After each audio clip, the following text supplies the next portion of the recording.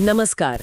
आज हम भारतीय शेयर बाजार पर थोड़ी गहराई से बात करेंगे, खास तौर पर आज 23 जुलाई 2025 को क्या चल रहा है। हमारे पास जो सोर्स है शेयर बाजार आज का अपडेट 23 जुलाई 2025, उसी के आधार पर कोशिश यही रहेगी कि बाजार की मेन हलचल, इंपॉर्टेंट कंपनियों की खबरें और कौन सी चीजें मार्केट पर असर डाल रही हैं उनको समझें।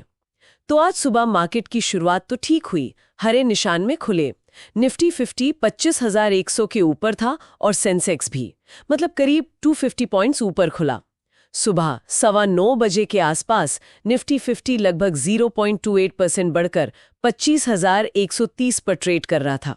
तो हाँ, कह सकते हैं शुरुआत अच्छी रही। जी हाँ, शुरुआत पॉजिटिव है, पर देखिए असली कहानी तो अब आगे बनेगी। सबकी नजरें दो मेन चीजों पर टिकी हैं। एक तो कंपनियों के जो पहली तिमाही के नतीजे आ रहे हैं वो, और दूसरा वो अमेरिका भारत ट्रेड डील। यही दो बड़े फैक्टर्स हैं जो आगे मार्केट की दिशा तय कर सकते हैं, मुझे ऐसा लगता है। बिल्कुल, हमने देखा ही था। सोमवार को बाजार अच्छा चला था, बैंकिंग स्टॉक्स में खरीदारी थी, कुछ विदेशी पैसा भी आया था। लेकिन फिर शुक्रवार को एफआईआईज ने बिकवाली कर दी थी और एक्सिस बैंक के नतीजे भी उतने अच्छे नहीं थे, तो मार्केट थोड़ा नीचे आ गया था। ये उतार चढ़ाव तो चल ही रहा है। हाँ, और ये उतार चढ़ाव आप देखिए फंड फ्लो के आंकड़ों में कितना साफ दिखता है। 22 जुलाई यानी कल एफआईआईज ने 5,348 करोड़ रुपए की नेट सेलिंग की। लेकिन मजे की बात यह है कि हमारे घरेलू निवेशक डीआईआईज, उन्होंने 5,240 करोड़ की जबरदस्त खरीदारी की। अरे वाह, ये तो काफी बड़ा फर्क है। एफआईआईज बेच रहे हैं और डीआईआईज खरीद रहे हैं। बिल्कुल, ये एक तरह की रस्साकशी दिखाता है मार्केट में। शायद ग्लोबल इन्वेस्टर्स अभी थोड़े सावधान हैं, पर लोकल फंड्स का भरोसा बना हुआ है। ये दिलचस्प है। अच्छा, अगर कंपनियों की बात करें तो आज इन्फोसिस, बिकाजी फूड्स और डॉक्टर रेड्डीज के रिजल्ट्स आने हैं।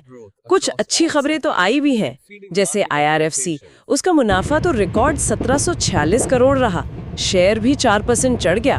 हाँ, आईआरएफसी का प्रदर्शन काफी अच्छा रहा। और जीएसडब्ल्यू इंफ्रा का भी प्रॉफिट 31% बढ़ा, शेयर 3% ऊपर गया। डिक्सन टेक्नोलॉजीज का तो मुनाफा डबल हो गया, उसका शेयर 2% तेज हुआ। हाँ, ये सब तो पॉजिटिव पॉइंट्स हैं, लेकिन जैसा मैंने कहा, तस्वीर पूरी तरह से गुलाबी नहीं है। केईआई इंडस्ट्रीज का प्रॉफिट 14% गिर गया है। ओह! और आदित्य बिरला रियल एस्टेट, वो शेयर अपने पीक से करीब 32% नीचे ट्रेड कर रहा है। और इंडसिंड बैंक, उसके नतीजों में तो भारी गिरावट, मतलब 85% तक की आशंका जताई जा रही है। 85%? ये तो बहुत ज्यादा है। जी, तो ये दिखाता है कि माहौल एकदम मिला जुला है, कुछ अच्छा है, कुछ चिंताजनक। इसी कंफ्यूजन में मार्केट है अभी। तो क्या ये मिक्स्ड रिजल्ट्स ही वजह है कि मार्केट कोई एक साफ दिशा ही पकड़ पा रहा है? बिल्कुल, ये एक बड़ा कारण है। निवेशकों के लिए क्लियर सिग्नल मिलना मुश्किल हो रहा है।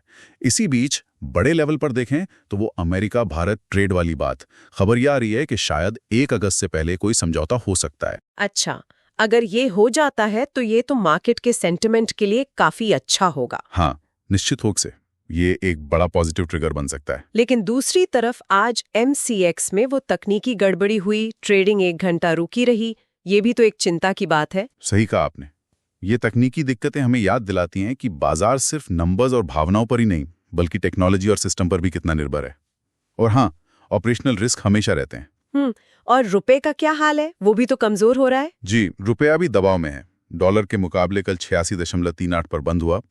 तो ये बाहरी फैक्टर्स जैसे करेंसी मूवमेंट, इनका भी असर पड़ता है निवेशक के फैसलों पर। तो कुल मिलाकर अगर आज की कहानी को समेटे तो शुरुआत तो ठीक ठाक रही, लेकिन कंपनियों के नतीजे मिले जुले हैं।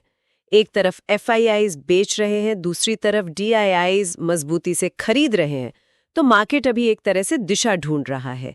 आगे की राह तिमाही नतीजों और उस ट्रेड डील की खबरों से तय होगी। एकदम सही कहा।